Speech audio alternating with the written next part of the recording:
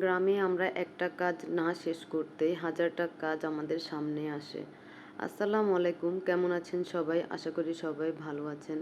তো আমাদের আসলে গ্রামে যারা থাকে আসলে এই কাজগুলো অনেক কষ্ট। আসলে একদম কালি নিয়ে দেখেন আমার হাতের কি অবস্থা। তো এভাবে সব কালিকুলি নিয়েই আমাদেরকে কাজ করতে হয়। তো এর ফাঁকেও আমরা বাইরে থেকে তেমন সবজি কিনে খাই না। আসলে আমাদের সবজি করার মতো জায়গাও থাকে বাড়ির আশেপাশে। তো দেখেন কিভাবে সবজিগুলো মাটিতেই ধরে আছে। আসলে বৃষ্টি নেই, বৃষ্টি না হওয়ার কারণে এগুলোর এই অবস্থা। বৃষ্টি হলে আসলে অনেক সুন্দর সুন্দর এরকম সবজিগুলো বের হবে আরও বড় বড়। তো আজকে আমি এগুলো আবার রান্না করার জন্য নিয়ে যাব, যাই আছে তা। তো এই দুইটা সবজি মানে নিয়ে যাব, এর ফাঁকে আমি আরও কিছু সবজি খুঁজে খুঁজে দেখব কি আছে বা কি রান্না করা যায় বা কি নেওয়া যায় এখান থেকে। তো এরপর একটু সামনে যাওয়ার পরে দেখতেছি যে কিছু বরবটিও গাছে ধরে আছে, তো সেগুলোও নিয়েছি। তো সসিন্দা বরবটি এগুলো সব কিছু মিলিয়ে একটা সবজি আজকে রান্না করব। তো সবজিগুলো আসলে আমরা লাগাই সব সময়, কারণ এই জিনিসগুলো আসলে আমাদের লাগানোর জায়গা আছে, সেজন্য আমরা এগুলো করি।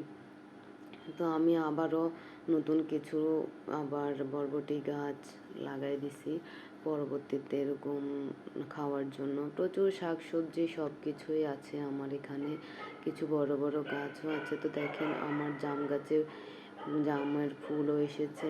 দুইটা ছাগল আছে, ছাগল দুছানা দুইটা, মানে সবজি দেখলে শুধু খাইতে ইচ্ছা করে ওদের, যে এগুলা।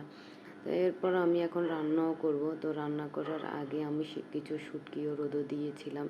এগুলো আমাদের পুকুরের মাছ, এই মাছগুলো আজকে আমি শুটকি করব। তো সেজন্য আমি এগুলাকে 2-3 দিন একটু হালকা শুকিয়ে নিয়েছি। তো এরপরে আমি একটা পাত্রে এগুলো সবগুলোকে নিয়ে এরপরে এখানে কিছু লবণ আর কিছু দিয়েছি হলুদ, এরপরে একটু সরিষার তেল, এই সব কিছু দিয়ে এগুলোকে আমি একদম ভালোভাবে এগুলোকে মেখে নিয়েছি শুটকি করার জন্য।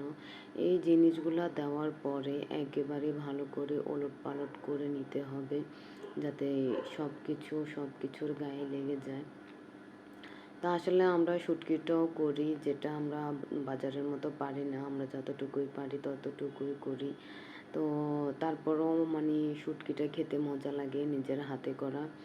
তো এরপরে আমি এগুলো সব কিছু একদম ভালো করে হাত দিয়ে মিশিয়ে নিয়েছি। শুটকিগুলো যখন রোদ্রে দেওয়া হয় তো এগুলোর ভিতরে একটু শক্ত শক্ত ভাব এসে গেছে, তো সেজন্য আমার এগুলো মাখতে অনেক সুবিধা হয়েছে।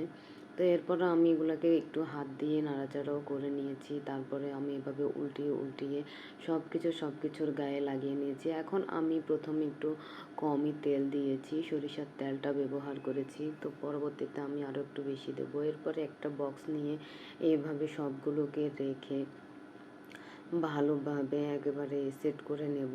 আমার যে শুটকিগুলো দেখেছেন আসলে সব কিছুই মানে একদম বরাবর ফুল হয়েছে, মানে কোনো বাড়তিও হয় নাই আবার কমও হয় নাই। তো একেবারে বরাবর বক্সটাতে এগুলো সব কিছু মানে হয়ে গেছে রাখা।